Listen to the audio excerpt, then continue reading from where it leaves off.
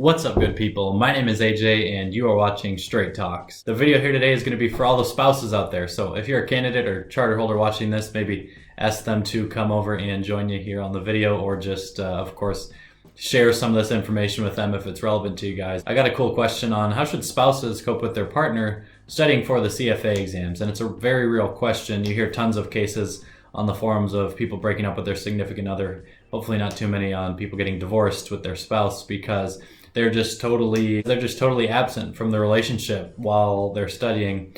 Definitely at least in the couple months leading up to the exam, and potentially for 6 to 9 months before the exam, which is the majority of the year.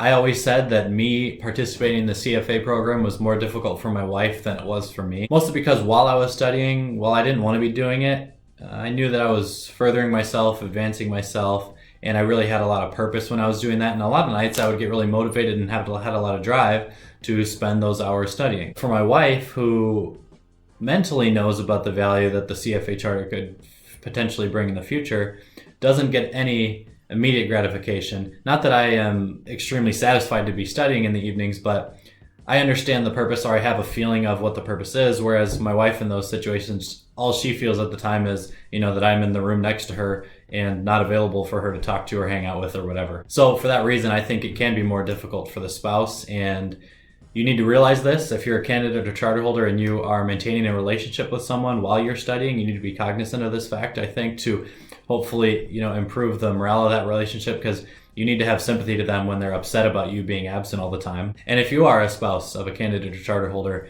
I feel for you, definitely. And maybe don't hold it over their head that I said I think your position is harder than theirs, but know that you're not alone, and yeah, it's super difficult. So I'm going to talk about exactly how this looked for me, and then some of my ideas on how this can best be managed. If you've listened to my other videos, you'll know that most of my studying was done in the evenings from about 7 p.m. to 10 p.m., 3 hours every night, and weekends included, for about 8 months out of the year. That schedule was easy for me to work my work life around, but that 7 p.m. to 10 p.m. period for a lot of couples is probably when you get the most time to get to spend together. Some people will talk about studying from like 5 a.m. to 7 a.m. before they go off to work. Usually I've seen those accounts from people who also have kids, and they really want to be able to spend time with their kids in the evenings as well. So just doing the really early morning session could potentially help you getting some more family time to have. But for me, I wanted to do what was convenient and what I felt like was the period of time that I would best learn in.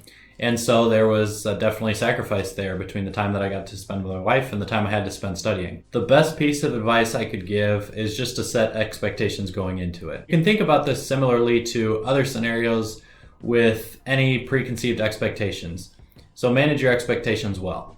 And if you think of a case where you have a project you're working on and you think you can do it by Friday, so you tell the client, hey, I'll have it to you by next Wednesday, or your manager, or whoever you're giving it to, but you give it to them by Friday, 3 days early, they're going to be really happy. Whereas if you would have told them, hey, I'll give this to you this Wednesday, and you give it to them 2 days late on Friday, they're not going to be happy. It's much more important managing the emotions around expectations than sometimes what's actually delivered, or in this case, when it's delivered, because the person's going to be happy or sad based on what you told them. I'm basically saying set the expectations with your spouse or significant other that you're going to be gone, and it's going to be like they are a single mom if you have kids for 7 p.m. to 10 p.m. or whatever your schedule is for 6 months out of the year. I realize that doesn't help solve most of the issues that being away from your spouse brings, but it does do a pretty good job of remedying the expectations that your significant other or spouse would have around the time that they would get to spend with you. If they know they're not going to get to see you at all Monday to Friday, then they're going to be a little more okay with that than if you had said, yeah, I'll hang out with you Tuesday, Wednesday, and Thursday night, and then you totally ditch them to study. They're going to be much more upset in that scenario. But like I said, that doesn't answer the primary issue there of the lack of time that you're going to spend together. So the next step then, while it won't totally solve it, is going to be to actively schedule the time that you're going to get to spend with your spouse or significant other. So I don't care whether you have to put this down on a sticky note on your kitchen cupboard, or if you just put it in your phone calendar, personal, or your work calendar, whatever. You need to make active effort into the time that you're going to get to spend with that person, and make sure you don't skip it for other things that might come up, because you're already skipping 95% of the available time that you have to spend with them on something else. So when you do have that time, number one, it's important to schedule it, and number two, definitely important to stick to that. And for you, appreciate the time that you get to spend with someone who you hopefully very much enjoy. Try to get some relax or relief from studying in doing something that you both like to do. I did both of those things, and I think my spouse and I did them pretty well, and they helped in our relationship throughout the 3-year period that I was studying. Where we ran into the most issues, just personally, was in time spent with our families. This is going to differ for like everyone. Some people don't see their in-laws at all because they live across the country. Some people have their in-laws babysit their kids every day, and you see them every day for breakfast or whatever. For me, my wife and I both like to spend time with each other's families, her with mine and myself with hers.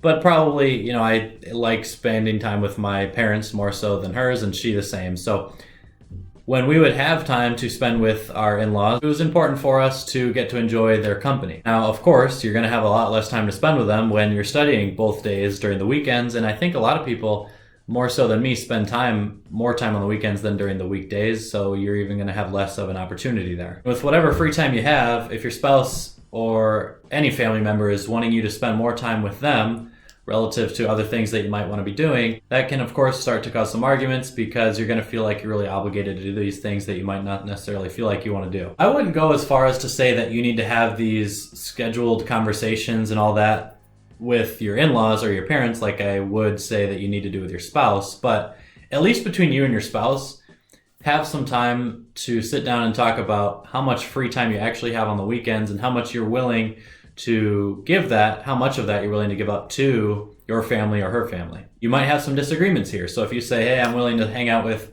this side of my family once a month, and your in-laws, your parents once a month, and then we're going to have 2 weekends to ourselves or whatever, that might not necessarily be enough for your spouse. Maybe she wants to spend more time, or that person wants to spend more time with that group of people or this group of people. So have the conversations and hash it out beforehand, rather than getting angry at each other on Friday afternoon when you get a text like, hey, we're going to go do this on Saturday, and really all you wanted to do was play video games.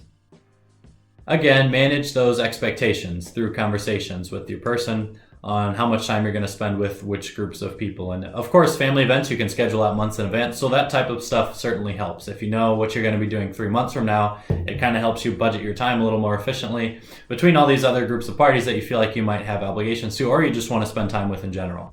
Last point for the charter holders or candidates is that you need to recognize how difficult it is for your significant other or spouse to have someone that they get to spend zero time with. If your significant other or spouse is in like medical school or something, or works long hours in a job, then you'll be able to relate to this. But if not, there's probably no good comparison to have a love for someone that you just don't get to see. That's got to be a really difficult thing to handle. They're going to get upset at you. They're going to want to spend time with you in cases when you feel like you have to study. You might just have to sacrifice sleep in some of those cases. That's what I did from time to time. And things are just going to come up that won't fit to your plan perfectly. While they have to manage your expectations on the amount of time you get to spend with them, you also going to have to manage the reality that sometimes, emotions around relationships just require flexibility, and it's not going to be easy along the way. To the significant others or spouses of CFA chart holders, if there is anything that you feel like you can do to help support this person who is taking on what I would personally consider the second most difficult academic program on the earth, then do that. The candidate is most likely under an extreme amount of stress, and they are spending a huge amount of time not getting to spend with you on something that they really want to pass, but they don't have a huge chance of being able to pass. So try to optimize the time that they spend studying for them. If you can help them out with a couple of other things, then it's going to benefit them and they're going to feel better about the situation, and I think it'll just improve things overall. Let me know what y'all think. Hopefully these tips and advice help you out a little bit in your own journeys and relationships while studying for the CFA exams. If these were dumb ideas, let me know in the comments down below. If you think there are better ideas out there, tell us that too. But thank you for watching.